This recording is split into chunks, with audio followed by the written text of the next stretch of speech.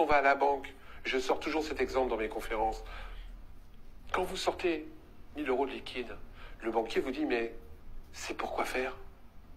Moi, je réponds, je te le dis tout de suite, vous inscrivez trafic de drogue. Je sais pas ce que je peux pas inscrire. Vous inscrivez trafic de drogue.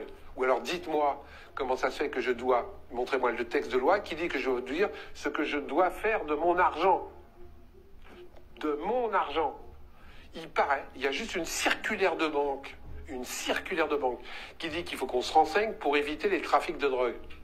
Et quand tu sors 1000 euros, qu'on me fasse pas rigoler les trafics de drogue. Par contre, dès qu'on arrive sur des grosses sommes, et j'ai des exemples factuels encore une fois, il y a un type qui avait reçu 500 000 euros sur son compte, de façon opaque, pour avoir acheté 2 tableaux hollandais. Je ne sais pas si ça vous parle.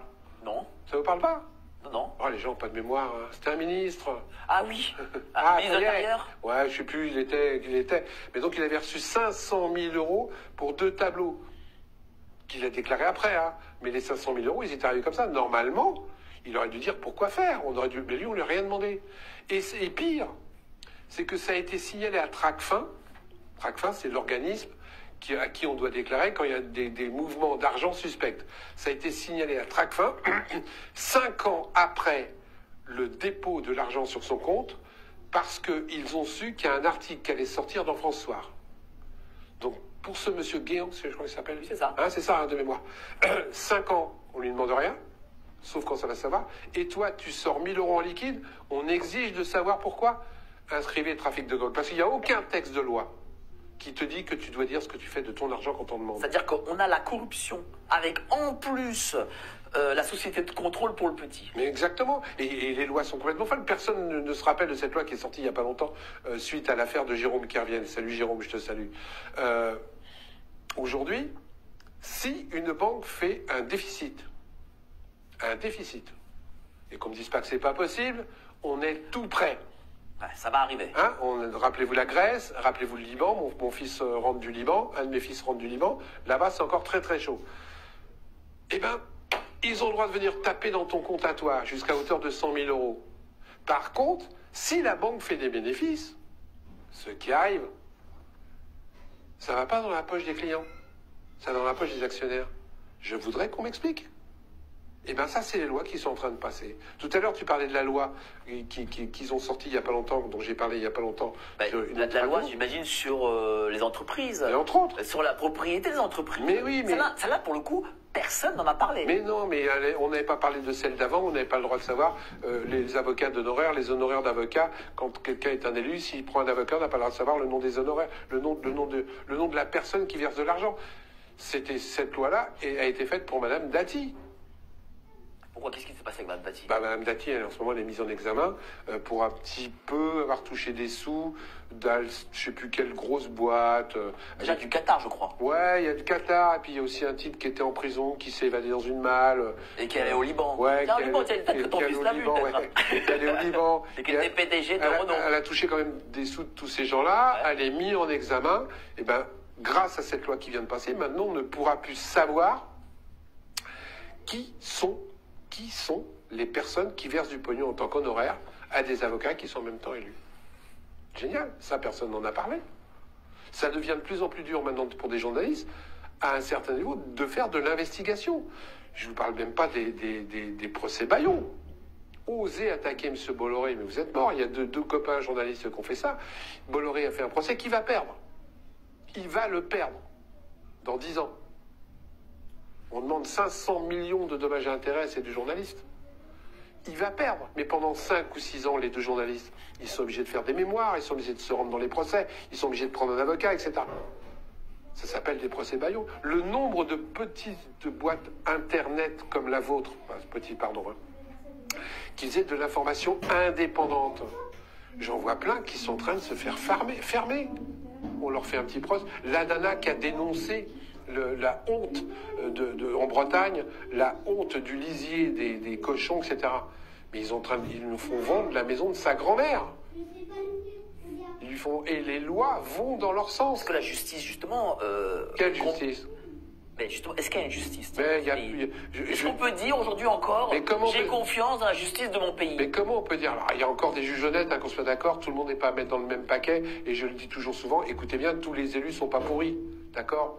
Par contre, c'est vrai que plus tu remontes en haut de la pyramide, et ceci n'est toujours pas un geste maçonnique, plus tu remontes en haut de la pyramide, plus tu rencontres des élus corrompus. Parce que la politique, aujourd'hui, ça coûte cher. Il n'y a aucune possibilité pour les pauvres de faire de la politique aujourd'hui. Comment tu veux faire de la politique? Tu veux être député? Entre 20 000 et 50 000 euros la campagne. Tu les as? 20 000 ou 50 000 euros. Il y a plein de gens qui ne peuvent plus. Et même quand tu arrives à commencer, tu peux même pas te payer les bulletins, tu peux pas te payer, etc. La loi a même changé il n'y a pas longtemps. On parle plus d'équité ou d'achat, on parle d'égalité ou je sais pas quoi maintenant. C'est-à-dire que les petits candidats n'ont plus droit à la parole. Ben, rappelle-toi, les européennes, on a vu des petits candidats, des 10 petits candidats. 2 secondes. 3-4 secondes en visio. 2 secondes. C'était 2-3 secondes. Mais non, c'est parce que c'est la loi qui a été faite pour ça. Maintenant, ton temps de parole. La loi, c'est pour les élites, en fait. La loi, c'est pour les plus gros groupes, c'est pour les dominants, etc. La loi a été faite pour eux. C'est-à-dire que plus tu as d'élus, entre guillemets, plus tu as des temps de parole. Plus tu as du temps de parole, plus tu auras d'élus. Donc plus tu auras encore du temps de parole. C'est comme ça qu'ils ont fait la loi. Il n'y a aucune égalité entre les candidats aujourd'hui. Le petit candidat n'a quasiment aucune chance. Parce que de toute façon, la personne, elle ne le connaît même pas. Elle ne sait même pas qui c'est. C'est pour ça que moi, je milite pour plusieurs choses. Je milite, pour le vote obligatoire. Ça se fait dans 96 pays. Et à partir du moment où le vote est obligatoire, je signale qu'à partir de là, le bulletin blanc devient un vote politique. Et je milite pour un truc vachement simple. La même propagande pour tous les candidats. Candidat A, candidat B, candidat C. 3 tracts, 3 tracts, 3 tracts, 2 meetings, 2 meetings, 2 meetings, 50 petits fours, 50 petits fours, 50 petits fours, de façon à ce que les gens se rabattent sur le contenu et non sur l'apparence. Et là, on pourra réellement choisir. Après, je ne dis pas que la démocratie aujourd'hui est la meilleure des démocraties. Je dis simplement que c'est la moins mauvaise des dictatures, entre guillemets. On peut améliorer le système de vote. Mais par contre, faites très attention, les enfants. Parce qu'ils sont en train de nous entraîner à ce que les gens aient de moins en moins voté. Et moins les gens iront voter, plus c'est facile d'être élu pour les corrompus. C'est pas faux. Non, c'est pas faux, c'est vrai. Bah, oui, c'est vrai. Mais parle-nous. Tu sais avec combien est élu le remplaçant de Manuel Valls? Non. Le remplaçant de Manuel Valls. Encore cette année, les gens ont beaucoup voté. Ah oui, c'est bien, heureusement. Mais ils ont beaucoup parce qu'on leur a fait peur. Ils n'ont pas voté par conviction, ils ont voté par peur, les gens. Ce qui est tout à fait différent. Hein. Et ils ont voté, encore une fois, ce que je te rappelle, pour les plus gros, parce que les petits, on les connaissait même pas, on n'a même pas eu le temps de les connaître. Déjà, quand une campagne fait 2 mois, on les connaît pas, mais en 3 semaines, les petits candidats, ils ont tous été écrasés. T'as qu'à regarder les résultats en plus. Hein. Donc, le remplaçant de M. Valls, que je connais bien, je me suis battu 2 fois avec lui physiquement. Tu l'as mis sur un porte-manteau? Non, lui, il m'a cassé la gueule une fois. Ah, quand même, il t'a cassé la gueule. Non, mais attends, il y a 15 ans, il était costaud, le mec. Hein. Et moi, j'étais un teigneux aussi, on est catalans tous les deux. Hein. Je l'appelle Dark Vador maintenant quand je le vois d'ailleurs.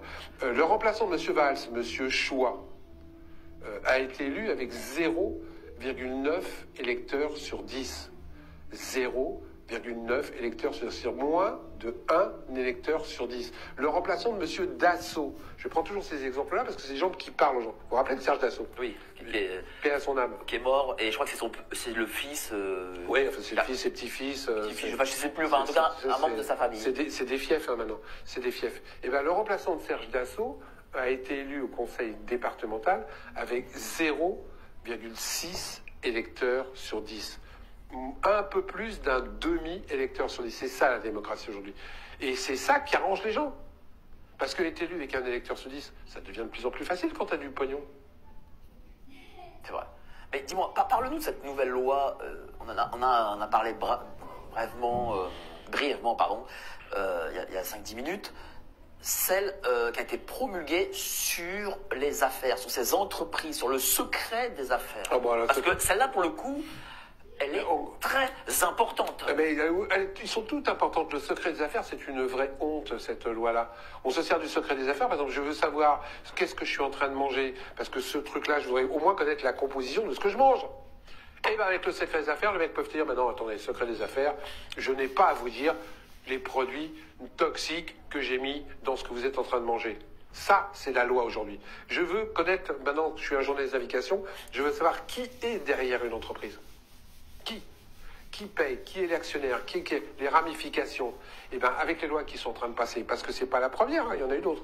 Aujourd'hui, on ne pourra plus savoir. Parce que secret des affaires, vie privée, j'ai pas le droit de savoir. Ça veut dire que s'il y a des sociétés écrans qui ont gagné de l'argent par la drogue, par exemple, ah mais non, mais attends, la et drogue, qui sont propriétaires de, je sais pas moi, d'un fleuron national, allez, on va dire Danone, tu ne pourras plus savoir. Mais alors, parlons de la drogue. Je le dis souvent, les gens ne le savent pas. Il y a un petit collègue là qui est à la retraite, qui s'appelle Juillet, qui l'a dit il y a pas longtemps.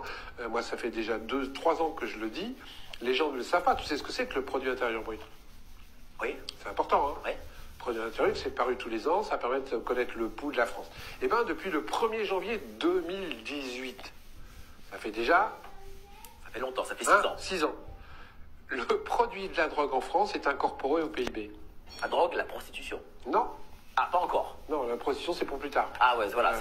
Là, ils ont mis que la drogue, faut pas abuser quand même. C'est pour que Bruno Le Maire dise qu'il a fait un million de fonds de croissance. Donc en gros, dans le PIB, il y a une variable d'ajustement de 3 à 4 à 5 milliards.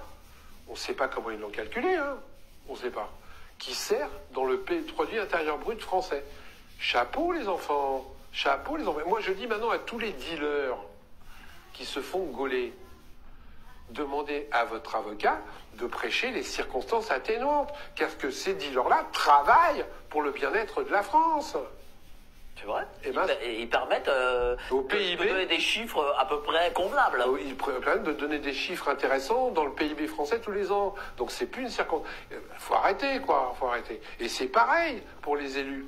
Parce que maintenant, les dealers, il n'y a pas droit. Mais par contre, les élus y ont droit, hein.